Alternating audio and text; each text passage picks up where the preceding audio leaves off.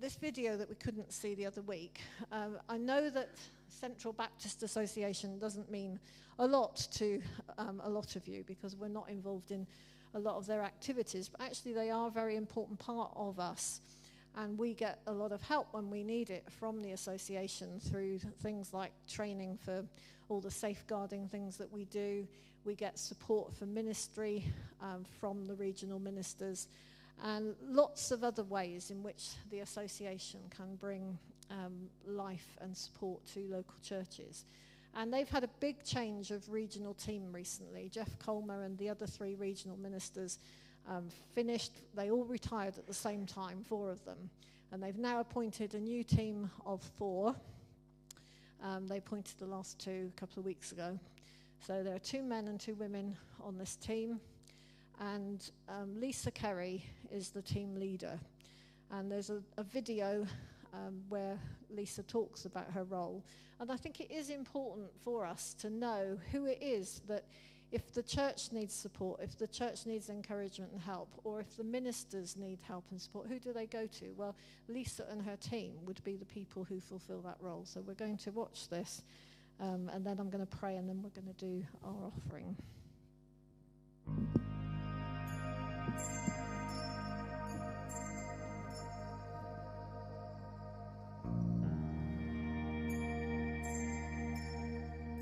Welcome to Lisa Kerry, our new team leader. Thank you. Minister, lovely to be chatting with you, Lisa. Tell us about your journey to this point. Well, it's been over a period of time thinking and praying, but during my sabbatical in 2020, I really felt I needed to think about what was happening next. And several people had suggested to me that regional ministry might be that. And so I prayed about it over that period of time and just felt God saying, yes, you need to apply for one of these roles and don't worry about what comes next, but just be obedient in that part. And so I did, and here we are. Here we are. Now how do you feel as you've begun now, haven't you? Yes. So how do you feel as you're beginning this new phase? It's better now I'm doing it than the build-up in the last few weeks, waiting to start it, have been quite full on and a little bit anxious, as you are with any new job. There are moments when I'm very anxious about it because I want to do it well, and it's a big job, and there's always an element of growing into a new job. But there's also a lot of excitement and just a sense of real privilege, really. What do you think you bring to the role that's uniquely you? I am astonishingly interested in people. I think that's been a real thread of all my roles in different careers, is that I am genuinely interested in what makes people tick and their stories and what they're doing. And I hope that that will be something that will be a real sense of who I am as I deal with people and churches, because that interest then leads to, I hope, support and prayerful encouragement and love and care. So that sounds very pastoral. What sort of missional stuff do you bring to the role, do you think?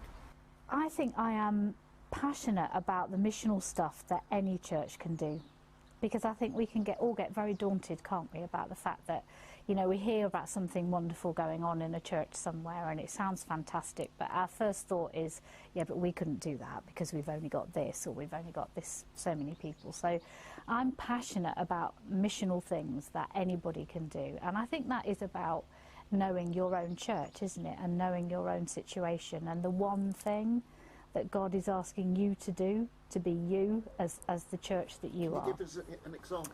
Well, for us in Croxley, which is where I was before I became this role, we explored Renew Wellbeing and felt that we needed to reinvent how we did the whole of church and to buy a cafe, and it all seemed huge. And actually what happened was, in the middle of lockdown, God said to us, just get on and do it. Just get on and do the thing, this welcoming people that are fragile and vulnerable. Just welcome them with what you've got. And that has been transformative. And I think what that's taught me, that you use what you've got. You don't look for, well, we've got to have this and we've got to have that before we can start doing what God's asking us to do. And in welcoming in the vulnerable and the slightly broken, that has such a seismic effect on the church. It's hard work, but it's made us more missional. And so I am quite passionate about that, because I can see that we could have been a church of 20 people and done that. We didn't need to be. We were a fairly large church, but it wasn't being a large church that made it work. I think a lot of people watching this would really like to know a little bit more about you. We've heard from the quick questions something about you, yeah. But we'd like to know about your spirituality. What does that look like for you? I'm definitely a habit person. So for my walk with God, it needs to be something that I can incorporate into my day, whatever that day looks like. So for me, that has to be the morning. I know for other people that's the worst time of day to try and relate to anybody, let alone God. But for me, it's the morning. So I start my morning with a cup of tea in bed, and I do the Northumbria Community Liturgy. And that just helps me root into something bigger than me. It reminds me that people have been praying these sorts of prayers for the last 2,000 years, and I'm joining in a song that other people have been singing. And I find that incredibly helpful, to not make it centred upon myself.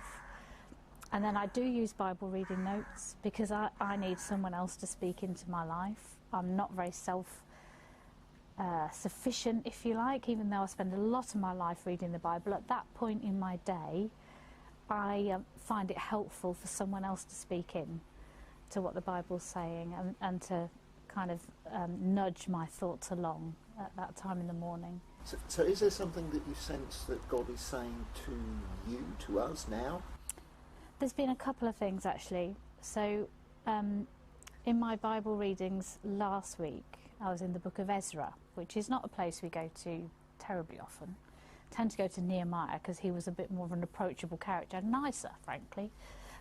But there's a passage in Ezra where it talks about them laying the foundations of the new temple. And they're much smaller and less grand than the old temple. And the people are all gathered around, and some of them are rejoicing because they're so glad that they've laid these foundations of the temple. But it says in the passage that there are some there who remembered the old temple, and they are weeping because it's not as good as the one they had before.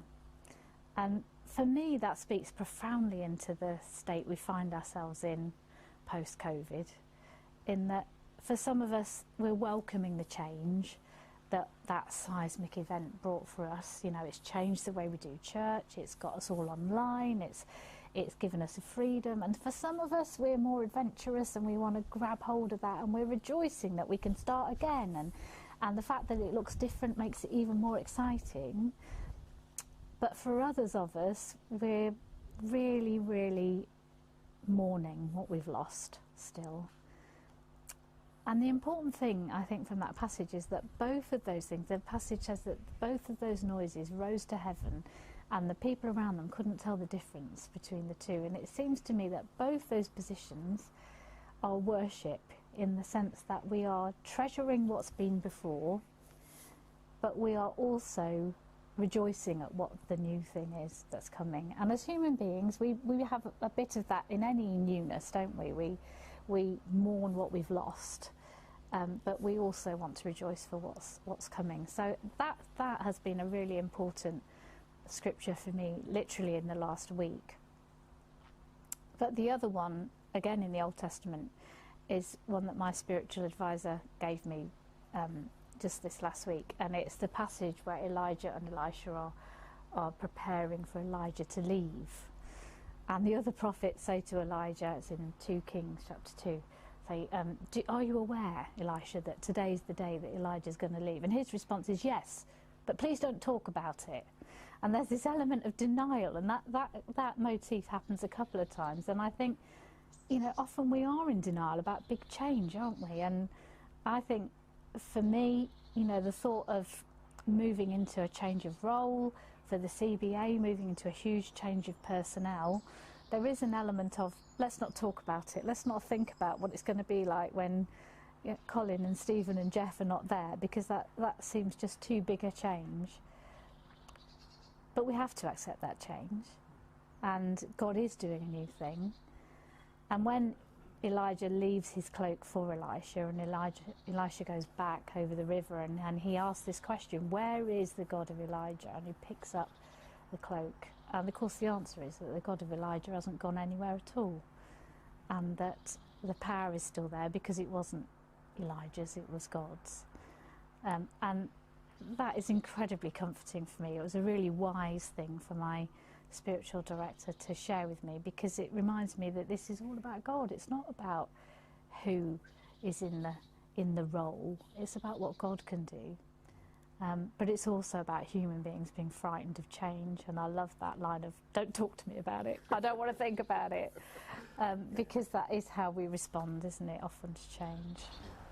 Lisa, thank you for talking to us. I'm sure that's given us a little bit of a flavour of who you are and what's to come. God bless you in your new ministry. Thank you, Colin.